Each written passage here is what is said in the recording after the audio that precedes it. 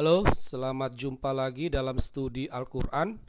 Kali ini kita akan membahas ayat-ayat membunuh.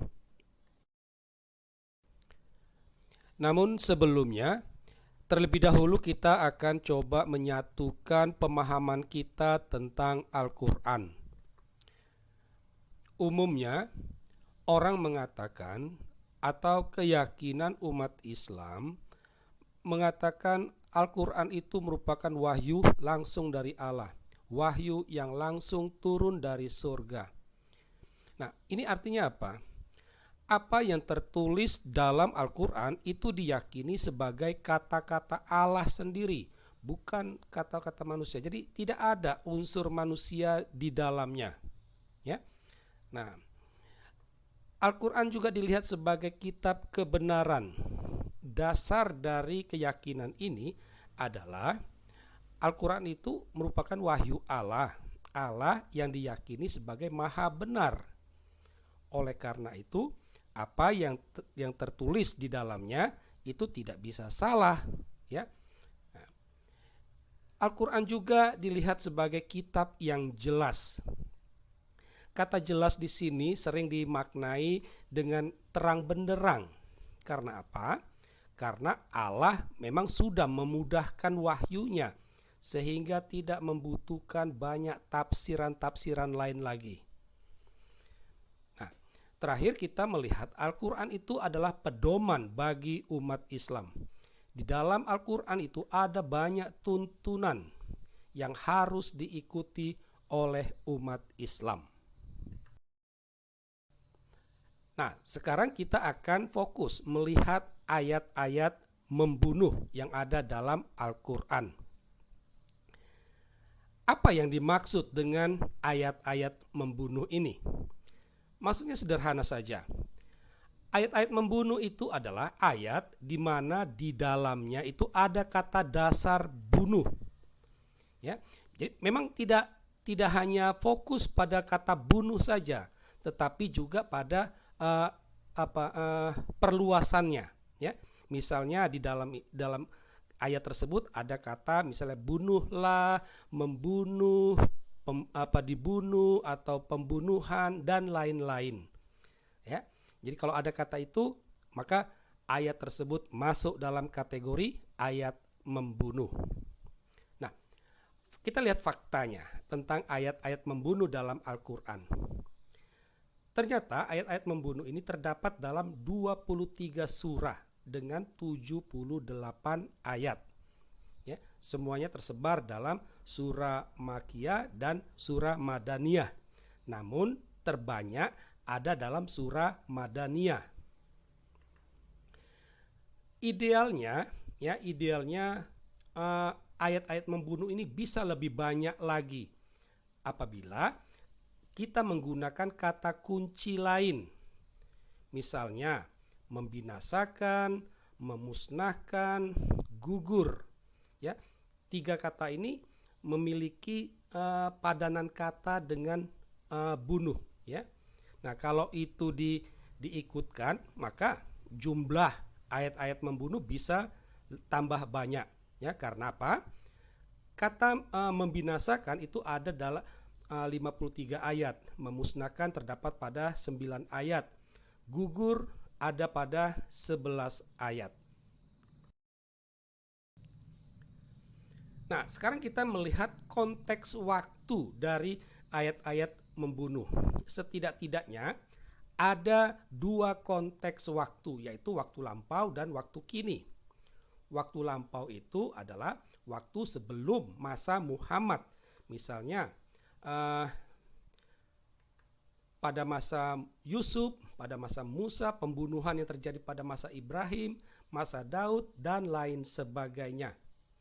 Nah, konteks waktu lampau ini itu terdapat 35 ayat. Sedangkan konteks kini itu terjadi pada masa Muhammad. Di sini ada 43 ayat.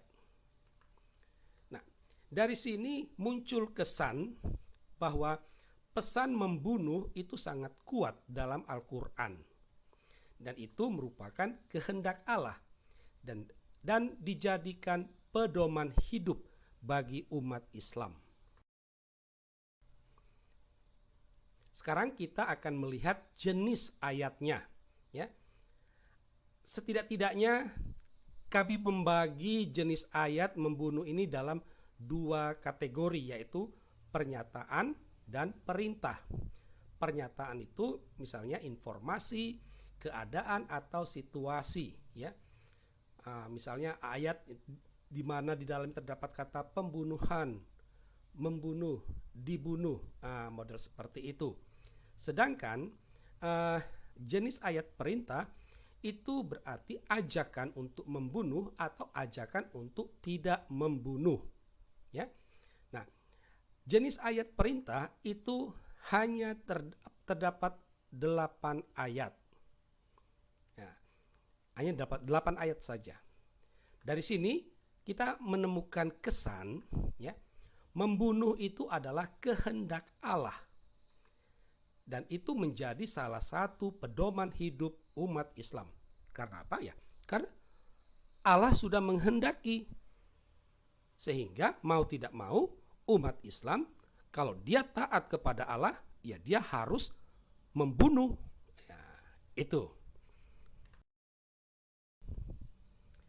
Nah, sekarang kita akan melihat sasaran dan dampak dari membunuh. Ya.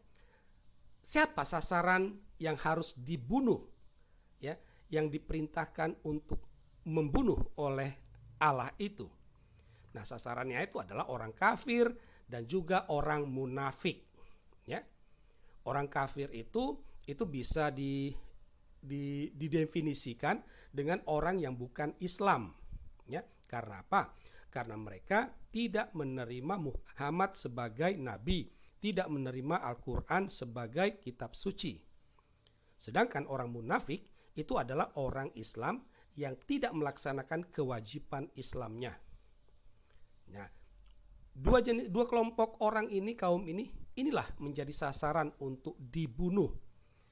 Diperintahkan oleh Allah untuk dibunuh. Orang kafir sendiri itu dilihat sebagai musuh Islam. Ya, mengapa dikatakan dia musuh Islam? Karena orang kafir itu berbahaya. Dia dapat memurtadkan umat Islam. Nah, sekarang kita akan melihat sasaran yang ketiga itu adalah diri sendiri, ya, diri sendiri. Ini mirip seperti bunuh diri, ya. Tetapi dalam ayat-ayat membunuh diri itu dilakukan dengan motivasi religius, dan ini menjadi dasar bom bunuh diri yang dilakukan oleh para teroris. Karena melakukan bunuh diri ini dilakukan di jalan Allah, ya. Artinya ini juga merupakan kehendak Allah. Nah, apa dampak dari membunuh itu? Jadi kalau seandainya umat Islam melaksanakan kehendak Allah, membunuh orang kafir, membunuh orang munafik, apa dampaknya? Apa yang mereka terima? Ya. Yang pertama, mereka akan mendapat pahala. Jadi dengan membunuh orang kafir, umat Islam dia akan mendapat pahala. Selain itu, dia akan masuk surga. Inilah yang motivasi para teroris melakukan bom bunuh diri, karena ada janji surga di sana, ya. Ini semuanya terungkap dalam ayat-ayat membunuh. Nah, sekarang kita sampai pada catatan akhir. Kita tahu bahwa Al-Quran itu merupakan pedoman hidup. Di sana ada tuntunan-tuntunan.